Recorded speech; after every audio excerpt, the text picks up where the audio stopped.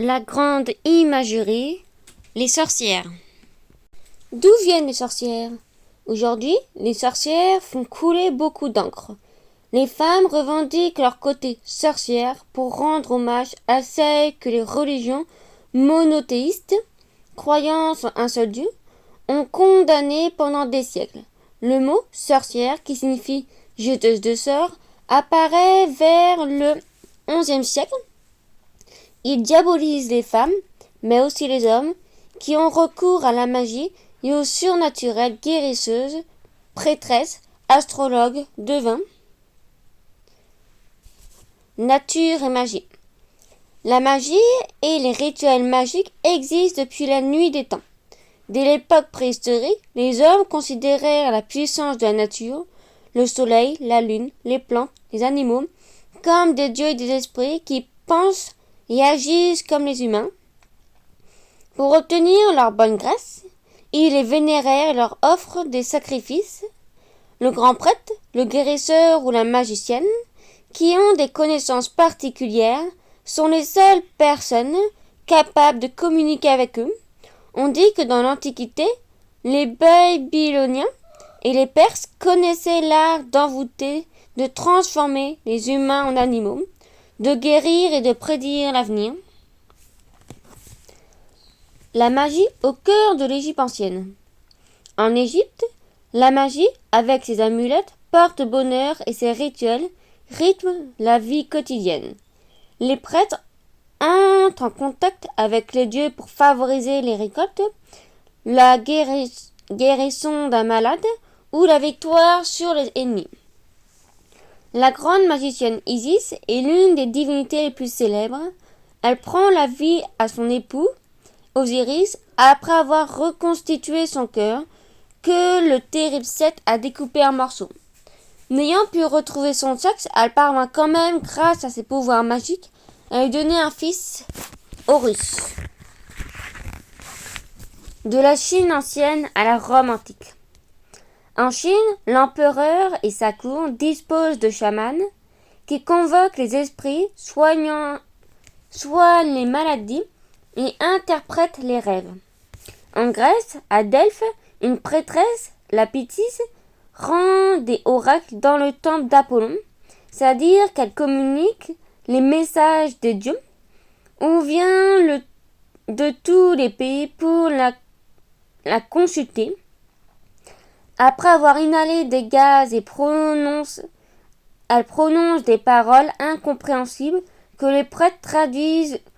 L'augure, devint officiel de la Rome antique, observe le comportement des oiseaux sacrés dont il séduit la volonté des dieux. De l'Afrique à l'Australie. Le marabout africain ou guérisseur prescrit des remèdes à base de plantes, des rituels, sacrifices d'animaux ou des porte-bonheur, gris-gris, pour éloigner les maux du quotidien. Pratiqué dans l'Afrique de l'Ouest, la religion vaudou se développe dès le XVIIe siècle aux Caraïbes, au Brésil et dans le sud des États-Unis. Le sorcier vaudou entre en transe, état second, pour communiquer avec les esprits et les morts.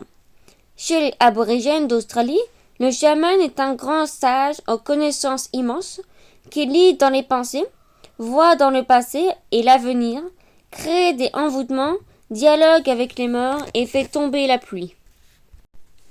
La chasse aux sorcières. La magicienne, magicien et leurs adeptes ont toujours existé. Pourtant, dès la fin du Moyen Âge en Europe, l'Église assimile leur savoir-faire à de la sorcellerie, une pratique jugée maléfique et diabolique, désormais incompatible avec les croyances religieuses et la foi en Dieu. Elle est considérée comme un crime. Commence alors une terrible chasse aux sorcières. Les persécutions s'enchaînent et s'intensifient au XVIe siècle et XVIIe siècle, quand le diable s'en mêle. Un peu plus tard, les sorcières sont accusées d'entretenir une relation étroite avec le diable. En 1486, 2 religieux allemands publient le Marteau des sorcières. Ce parfait manuel des chasseurs des sorcières recense toutes les infamies dont ces femmes sont soi-disant capables. L'envol sur un balai, les sabbats, l'adoration du diable, la fabrication de poisons et le meurtre de bébés. Cet ouvrage diffuse dans toute l'Europe. L'image de la sorcière telle que nous la connaissons aujourd'hui est née. La sorcellerie devient hérésie. Au XIIe siècle, la papauté qualifie d'hérésie les croyances différentes de celles de l'Église. En 1326, le pape Jean XXII considère officiellement que la sorcellerie en est une. L'Inquisition, un tribunal créé par l'Église qui organise le procès des hérétiques, est alors chargé de juger toutes les personnes soupçonnées de se livrer à des pratiques magiques. Les tribunaux civils prennent le relais avec plus de cruauté encore. Dès le XIVe siècle, les victimes, majoritairement des femmes, sont condamnées pour empoisonnement, divination, sorcellerie. À quoi reconnaît-on une sorcière? On dénude et on rase les femmes pour chasser de leur corps les marques du diable. Pour cela, on le pique avec des aiguilles, taches de naissance, grains de beauté, cicatrices, verrues, tout est bon à prendre. On emprisonne les vieilles femmes isolées, celles qui sont trop maigres ou souffrent de malformations, celles qui connaissent le secret des plantes ou aident les autres à coucher, sages-femmes, mais aussi les mères célibataires ou les veuves non remariées. Des victimes par milliers. Les procès se multiplient, les dénonciations de proches et de voisins pleuvent. Pour obtenir les aveux de ces femmes, on les soumet aux pires tortures, on les fait marcher sur des braises, on les plonge ligotés dans l'eau, on les écartèle. À la fin du procès, la condamnation tombe. Sur près de 110 000 procès identifiés entre 1580 et 1640, environ 70 000 se soldent par la peine de mort. Les bûchers s'allument par milliers, d'autres innocents sont perdus. Les hommes représentent environ 25% des accusés, soit une personne sur 4. Pourquoi tant de haine? À cette époque, les guerres, les famines et les épidémies de peste se succèdent. Les femmes aux habitudes et aux comportements différents font des coupables idéales. Leur connaissance ancestrale et le pouvoir qu'elle exerce déstabilisent l'état de l'Église incarné par les hommes. Jugés et condamnés. Tous les prétextes sont bons pour accuser les femmes de sorcellerie. Certaines des guérisseuses dérangent pas leur savoir-faire. D'autres sont emprisonnées parce que des membres de leur famille convoitent leurs biens. D'autres encore, comme Jeanne d'Arc, deviennent gênants d'un point de vue politique. Il existe même des cas, comme les sorcières de Salem, ou des caprices d'enfants en raison de la vie d'une femme innocente. Alice Kittler et Petronilla de Meath. En Irlande, la première affaire de sorcellerie date de 1324. Âgée de 44 ans, Alice Kittler a enterré 4 maris. Son enfant la soupçonne alors de pratiquer la sorcellerie et d'avoir empoisonné leur père. Alice nie tout en bloc, mais sa servante, Petronilla de Meath, est arrêtée. Soumise à d'horribles tortures, elle déclare s'être livrée avec sa maîtresse à des actes de sorcellerie et d'avoir volé sur un bâtiment. Condamnée à mort, elle est brûlée vive le 3 novembre 1324. De son côté, aidée par ses proches, Alice Kittler parvint à s'enfuir. Jeanne de Brique et Macette. Le tout premier procès pour sorcellerie en France, celui de Jeanne de Brigue, s'ouvre à Paris en 1390. Connue pour ses dons de guérisseuse, Jeanne est aussi capable de retrouver des objets perdus et d'identifier les voleurs. Mais les choses se compliquent lorsqu'elle rencontre Macette, une autre femme initiée à l'art de la magie. Ensemble, elles concoctent des potions. Macette pour punir son mari violent et Jeanne pour convaincre le père de ses enfants de l'épouser. Emprisonnée pendant près d'un an, elle meurt sur le bûcher le 13 août 1391. Jeanne d'Arc, née en 1412, cette jeune paysanne de Lorraine qui se dit envoyée de Dieu, intervient pendant la guerre de Cent Ans. Vêtue en soldat et suivie par une petite armée, elle parvint à délivrer Orléans, tombé aux mains des Anglais. En 1429, elle fait couronner le roi Charles VII à Reims. 1429. Capturée un an plus tard à Compiègne, Jeanne est livrée aux Anglais. Pour se débarrasser de cette héroïne française, ces derniers l'accusent de sorcellerie. Le 30 mai 1431, Jeanne est brûlée vive à Rouen. Elle n'a alors que 19 ans. Les sorcières de Salem. Cette chasse aux sorcières la plus importante aux États-Unis a lieu en 1692 à Salem, un petit village du Massachusetts, dans le nord du pays. Betty, 9 ans, et Abigail, 11 ans, souffrent brusquement d'un mal étrange. Pleurs, gémissements, courts, torsions. Pour ces fillettes qui s'ennuient, c'est une bonne manière d'attirer l'attention. Le médecin qui ne comprend pas les causes insinue qu'elle pourrait être ensorcelée. Résultat, les fillettes déclarent avoir été envoûtées par 3 femmes. Bientôt, elles dénoncent d'autres dans les villages voisins. Les arrestations se multiplient. Finalement, 19 personnes sont pendues, dont 4 hommes. La panoplie de la sorcière. Ces chasses aux sorcières, et notamment l'ouvrage Le marteau des sorcières, ont donné naissance au mythe de la sorcière moderne, qui hante encore notre imaginaire. Mais à quoi ressemble-t-elle? Jeune et très belle? Elle est dangereuse par sa beauté, vieille et hideuse avec un nez crochu. Elle est effrayante par sa laideur. On la reconnaît à son costume et objets indispensables, à ses pratiques, mais aussi aux animaux qui vivent avec elle. Le costume. Coiffée d'un chapeau pointu, la sorcière est vêtue d'une cape noire ou bleue nuit, ornée de signes magiques dorés, une ceinture en peau ou en cordre à laquelle est suspendue une bourse lui enserre la taille. La bourse contient des amulettes et des herbes magiques. Parfois, ses mains disparaissent sous des gants en peau de chat.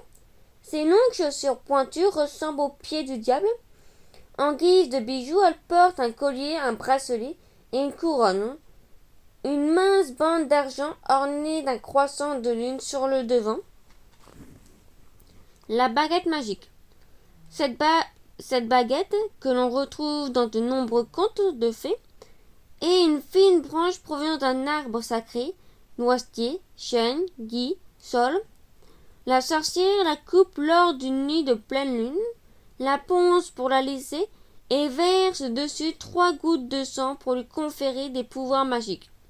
Une fois sèche, celle-ci peut être peinte, gravée et sculptée afin de la personnaliser. La sorcière l'utilise pour tracer des cercles magiques, dessiner des symboles et jeter des sorts. Le chaudron. Comptant parmi les objets essentiels de la tradition des sorcières, cette marmite ovale en fer ou en cuir sert à préparer le festin du sabbat, mais aussi des filtres d'amour et des potions magiques. Elle peut contenir du feu ou une bougie selon les besoins du rituel. Le couteau rituel ou atame. Cette dague noire à double lame est employée lors de nombreux rituels, notamment des sacrifices. Au cours d'une cérémonie, la sorcière le consacre et le fait sien. Dès lors, aucune autre personne ne peut l'utiliser. Le ballet. Du cinéma à la télévision, en passant par les contes, la représentation de la sorcière volante sur un balai complètement entrée dans la culture populaire.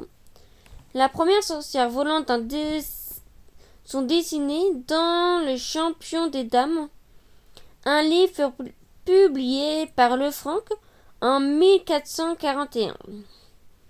Sans son fameux balai, la sorcière ne pourrait ni nettoyer sa maison, ni voler dans les airs pour retrouver ses amis au sabbat.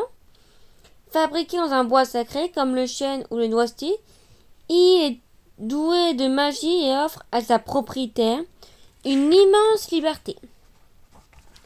Le livre des ombres, c'est le journal intime de la sorcière. Fabriqué par ses soins, le livre des ombres regroupe toutes ses découvertes et ses connaissances. La tradition veut que s'il soit détruit le jour de sa mort. La sorcellerie est une pratique qui doit rester secrète. Elle se transmet le plus souvent par oral, mais aussi par l'intermédiaire du fameux grimoire. Le grimoire. Le mot grimoire vient de grammaire, qui désigne l'étude du latin au Moyen-Âge. Ouvrage de référence de la sorcellerie, il contient des instructions sur la matière de fabriquer des objets magiques, comme les amulettes et les talismans, de jeter des sorts, de créer des enchantements et de se livrer à toutes sortes de pratiques magiques. On y retrouve aussi les formules magiques. Seule la sorcière est capable de déchirer ces instructions codées. Les premiers grimoires apparaissent au milieu du XIIIe siècle. Le crapaud. On dit que les sorcières ont recours à la bave de crapaud pour leurs potions magiques. Au Moyen-Âge, on les accuse d'en faire l'élevage. On sait aujourd'hui que certains crapauds produisent un venin toxique, voire mortel, qui peut donner des hallucinations. Vision de l'esprit que l'on croit réelle. Le pentacle ou pentagramme. L'emploi de cette étoile à 5 branches remonte à la nuit des temps. La sorcière la peint sur la couverture de son livre des ombres ou sur le sol. Dans le second cas, la sorcière se place à l'intérieur du pentagramme. Lorsqu'elle prononce des formules magiques, elle est ainsi protégée de tout esprit malveillant. Le chat. Incarné par la déesse Bastet, le chat est vénéré dans l'Égypte ancienne comme un animal sacré où on va même jusqu'à le momifier après sa mort. Pourtant, au Moyen-Âge, en Europe, il devient l'incarnation du mal et du diable. Nombre de femmes accusées de sorcellerie sont brûlées vives avec leur chat. Dans l'imaginaire collectif, il est devenu le compagnon préféré des sorcières. La chauve-souris. Cet étrange mammifère qui tournoie dans le ciel nocturne sans le moindre bruissement tel serait le mets préféré des sorcières lors des sabbats. Associée au diable, la chauve-souris a suscité beaucoup de croyances et superstitions. Dans certaines régions, on disait même qu'elle suçait le sang des hommes et des animaux jusque morts s'en suivent. Les formules magiques. Elles agissent dès lors qu'elles sont prononcées. Les sorcières les emploient pour voler sur son balai, jeter un mauvais sort ou au contraire soigner des maladies. Il est difficile de retrouver l'origine exacte de cette pratique orale, mais on sait que la formule abracadabra, qui signifie envoie ta foudre jusqu'à la mort, et ou que la chose soit détruite, est employée dans l'Antiquité.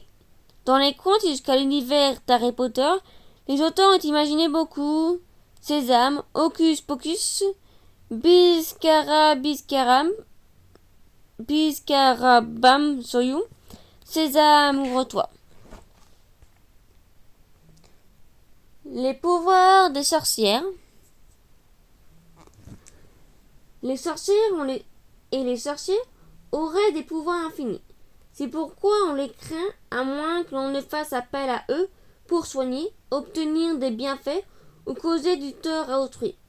À la base de leurs nombreux pouvoirs, il y a une grande connaissance des plantes et de leurs effets sur le corps et l'esprit humain, préparés en ongues, pommades, parfums ou essences. Elles peuvent être, selon leur emploi, ou leur dosage, un remède, un poison ou une drogue. Le voyage par l'esprit. On dit que les sorcières sont capables de faire un autre type de vol, par l'esprit cette fois. Elles sortent alors de leur corps pour effectuer un voyage qui les amène en un clin d'œil dans n'importe quel endroit du monde. Certains sorciers ont même prétendu, à l'époque où les avions n'existaient pas encore, avoir voyagé dans l'espace et observé la Terre de loin. L'art de voler. Le vol des sorcières, qui a beaucoup inspiré la littérature, est sans doute l'un des pouvoirs les plus fascinants. Elles chevauchent leur balai la nuit après avoir pris soin de l'enduire, ainsi que leur peau, d'une pommade à base de plantes qui donne une hallucination. Elles imaginent alors qu'elles volent, le balai n'est qu'un moyen de locomotion parmi d'autres. Il arrive aussi aux sorcières de voler sur des chaises ou encore à dos d'animaux, vaches, chiens, chevaux, chèvres, boucs, porcs ou encore aigles et vautours. Le don d'invisibilité. On attribue aux sorcières le pouvoir d'invisibilité. Il est vrai que la pratique de la sorcière doit préserver l'anonymat de ceux qui sont initiés. Les grimoires mentionnent souvent ce pouvoir obtenu par un anneau d'invisibilité, en référence à l'histoire par Platon, un philosophe majeur de l'Antiquité grecque. Grâce à la bague magique qu'il trouve, le berger Zygée tue le roi de Lydie, lui vole sa femme et s'empare du trône. Dans la saga Harry Potter, le jeune sorcier emploie une cape d'invisibilité. On retrouve aussi l'anneau magique dans le film Le Seigneur des Anneaux. L'art de la métamorphose. Les récits de transformation d'humains en animaux ont toujours existé. La mythologie grecque l'évoque à travers le long voyage du héros Ulysse. La magicienne Circé, qu'il croise sur son chemin, transforme ses compagnons de route en porceaux. On dit que les sorcières se métamorphosent souvent en lièvre, en hibou ou en corbeau pour se rendre au sabbat. Là encore, les angabas, des plantes hallucinogènes, jouent certainement un rôle. Commander les éléments. Sorcières et sorciers ont la réputation de déchaîner les éléments, le vent, la tempête, l'orage, la neige ou encore la grêle.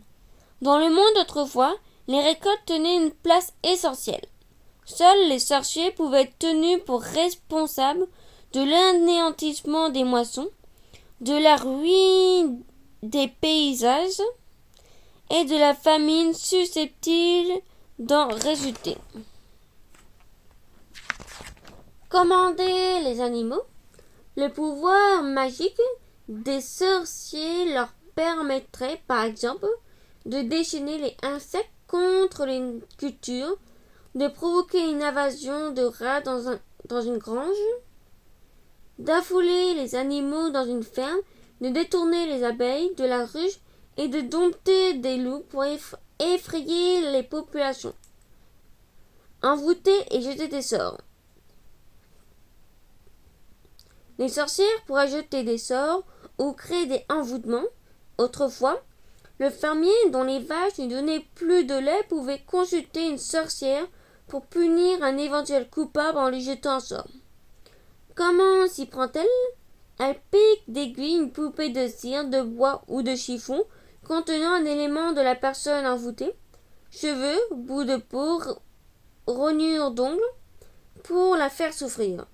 Elle peut aussi, en prononçant des formules magiques, provoquer une maladie, une rupture amoureuse ou la perte d'un travail. Désenvoûter et guérir.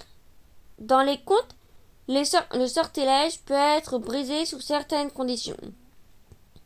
Par exemple, un prince qui tombe amoureux de la jeune fille envoûtée. On attribue aussi aux sorciers le don de guérison.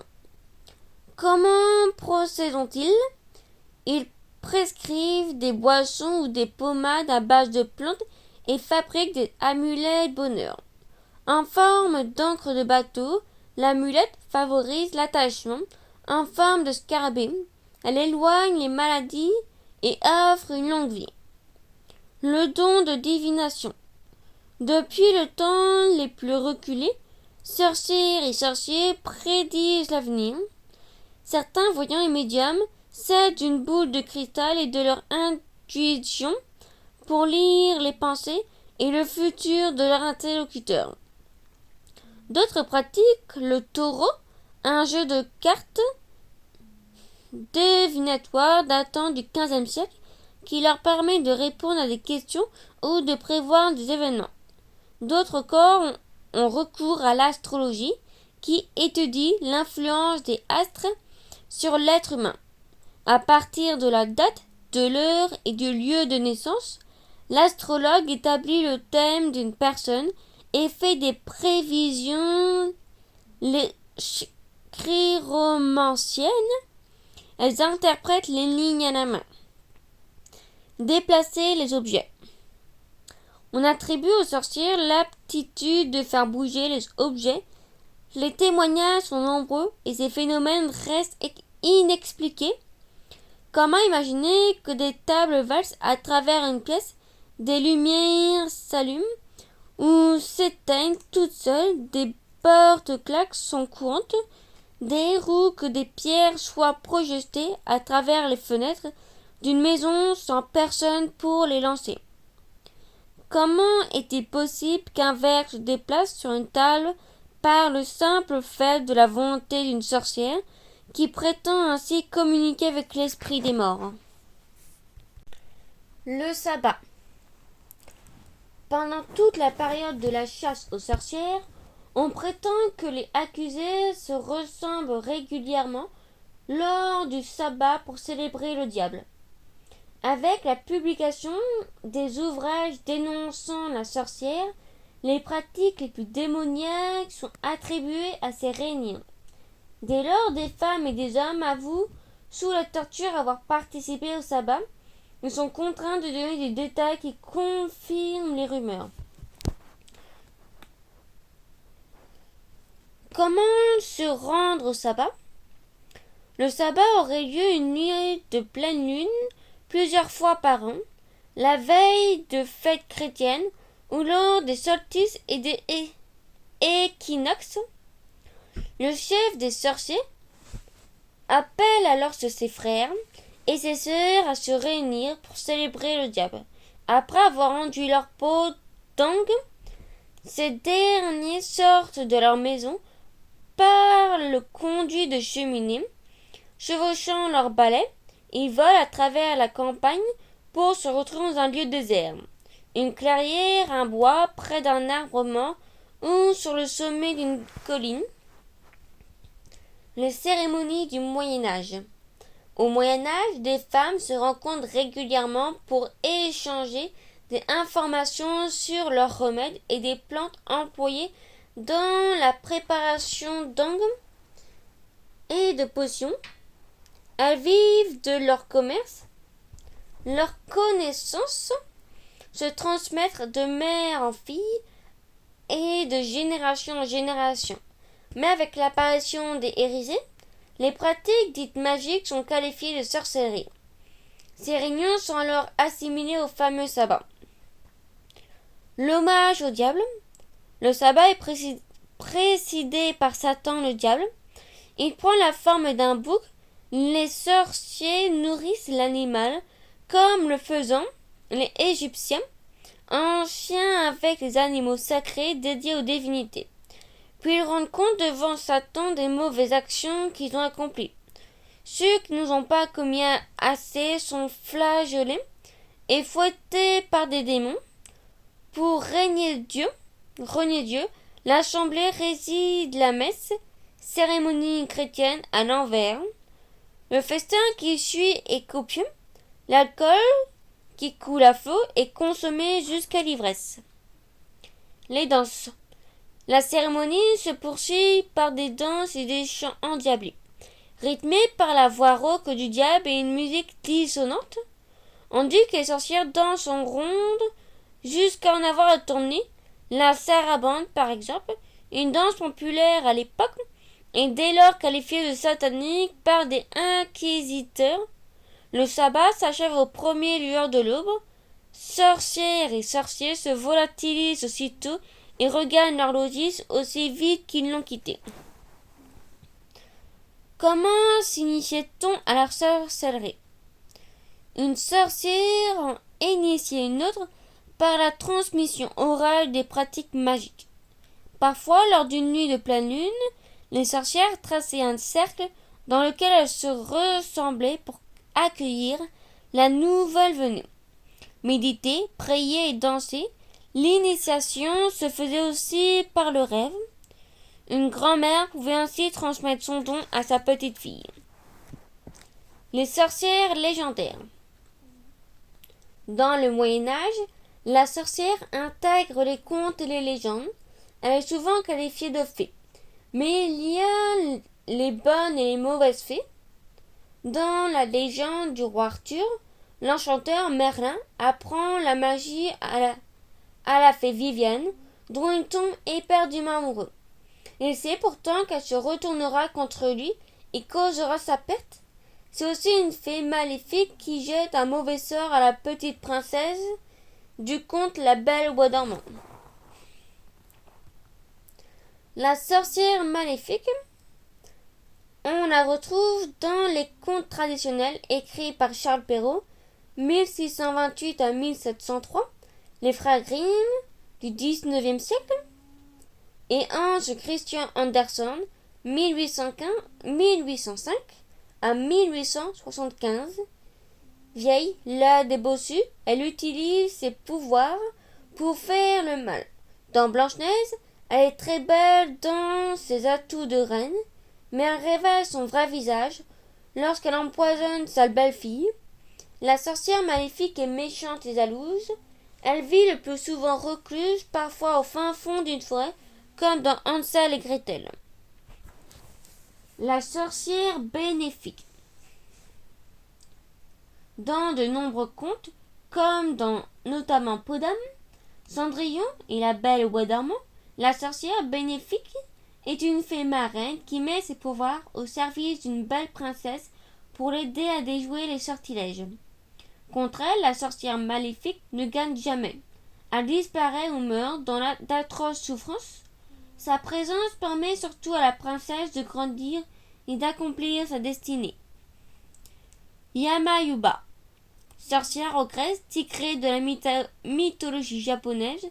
Yama-Yuba est une vieille femme, hideuse aux longs cheveux blancs hirsutes.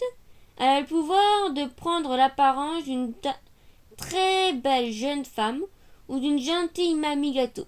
Pourquoi? Tout simplement pour séduire ou attendrir le promeneur qui passe par là et l'attirer dans sa hutte. Là, elle se jette sur sa proie et sa bouche s'agrandit à mesure qu'elle le dévore. Pour les parents, Yama-Yuba est un excellent moyen de faire peur aux enfants et de les empêcher de s'aventurer seuls dans la forêt. Baba Yaga. Trop de sorcières que Baba Yaga. On la retrouve dans les contes russes et slaves. Tantôt jeune et belle, tantôt vieille et laide, elle dévore les humains et surtout les enfants. Elle se déplace dans un mortier magique dont elle utilise un pilon comme gouvernail. Avec son balai, elle efface minutieusement ses traces. Juchée sur ses pattes de poulet, sa cabane avec lui permet de pourchasser ses proies et toute vitesse. Il suffit à Baba Yaga de prononcer une formule magique pour que portes et fenêtres apparaissent. La Befana. Cette sorcière bénéfique italienne apporte des cadeaux à la nuit du 5 ou 6 janvier pour célébrer l'épiphanie. Elle distribue dans les chaussettes des enfants sages des bonbons et des jouets, mais elle punit les autres en déposant du charbon. On la représente comme une vieille femme souriante vêtue en haillons qui vole sur un balai avec un gros sac. On la voit partout dans des vitrines, les publicités et toute la forme de déguisement. On dit que les rois mages lui auraient proposé de les accompagner à Bethléem pour offrir des cadeaux à l'enfant Jésus. L'image de la sorcière évolue. À partir des années 1960, Dans la fiction, les sorcières commencent à changer. La littérature jeunesse les réinvente avec beaucoup de fantaisie. Les jeunes héros qui les côtoient les tournent en dérision et les prennent à leur propre piège. À la télévision, puis au cinéma apparaissent des sympathiques sorcières qui emploient leur pouvoir pour faire le bien. Si la tradition de la sorcière maléfique subsiste, c'est pour mieux faire peur et rire à la fois. Une sorcière réinventée. La littérature jeunesse traite des sorcières avec beaucoup d'humour. Ainsi, dans Sacrée sorcière de Roald Dahl, le jeune héros déjoue avec malice les plans des sorcières, d'apparence respectable, qui veulent exterminer les enfants dans Trois sorcières. Les deux enfants se moquent ouvertement des trois affreuses. Elles décident alors de changer leur vie et de rire tout le temps. Pierre Grépari raye lui aussi la sorcière de la rue Mouffetard. Pour devenir jeune et belle, elle doit manger une petite fille dont le nom commence par un N. Un vent nouveau. En 1997, la publication de Harry Potter dans l'école des sorcières, premier tome d'une saga écrite par J.K. Rowling, révolutionne l'image des sorcières et des sorcières. Le lecteur est émergé dans le monde magique du jeune apprenti sorcier à l'école Poudlard. Pourtant né de parents moldus, sans pouvoir magique, Hermione Granger, sorcière, studieuse et intelligente, est aussi douée que les autres. Devenue un personnage culte, elle est même parfois considérée comme la véritable héroïne de la saga. La nouvelle sorcière du petit écran. À partir de 1964, les aventures de Ma sorcière bien-aimée conquièrent le cœur de plusieurs générations d'enfants et d'adultes.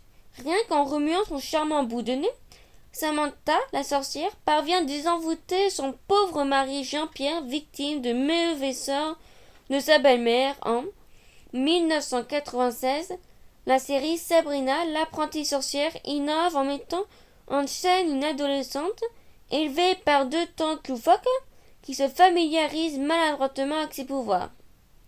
À partir de 1998, les trois sorcières Yaliwell de la série Charmed envoûtent petits et grands.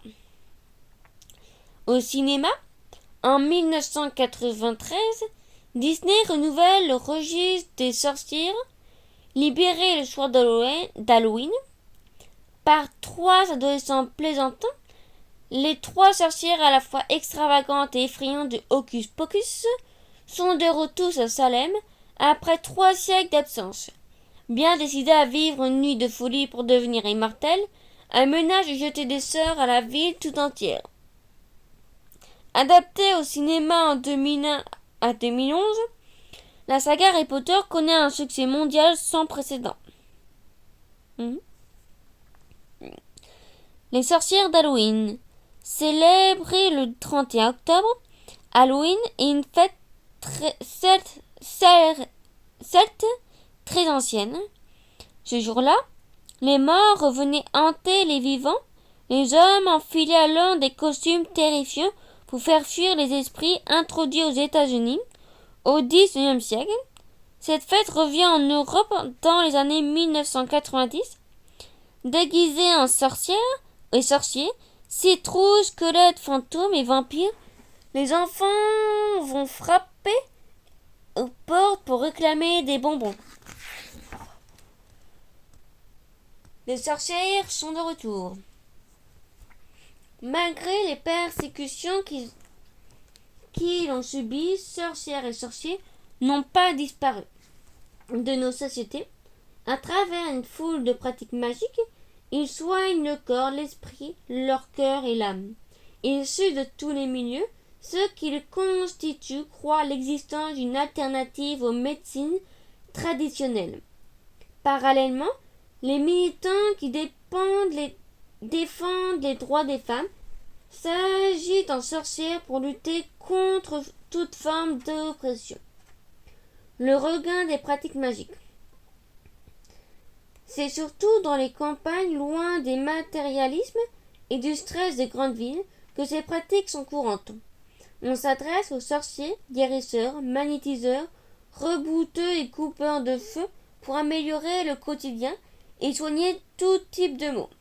Le magnétiseur impose ses mains sur les zones douloureuses pour lui transmettre une énergie invisible apaisante. Le rebouteux manipule le squelette en cas de fracture, mal de dos, foulure. Par un geste, un souffle, une prière, le coupeur de feu parvint à soulager les brûlures de manière étonnante. Le succès des voyants et des astrologues. Depuis une vingtaine d'années, le marché de la voyance explose. En France, médiums et voyants se comptent par dizaines de milliers. On les trouve partout sur les réseaux sociaux et les sites internet. Certaines chaînes de télévision leur consacrent même des émissions. Les consultations se font alors par téléphone. Pour les astrologues, c'est la même chose. On les considère comme des guides et des conseillers. On s'adresse à eux pour remédier aux problèmes. Chefs d'État, directeurs d'entreprise ou le commun des mortels les consultent. Le Wicca. Fondé en 1950 aux États-Unis, le Wicca, ou ancienne religion, est un mouvement religieux païen croyant en plusieurs dieux. Il revendique le respect de la vie, de la terre et de la nature. On s'appuie sur des pratiques magiques. On demande leur aide aux dieux de la nature pour améliorer son existence, celle de son entourage et protéger la planète. Le Wicca prend aujourd'hui une forte dimension écologique. L'américaine Star Wars,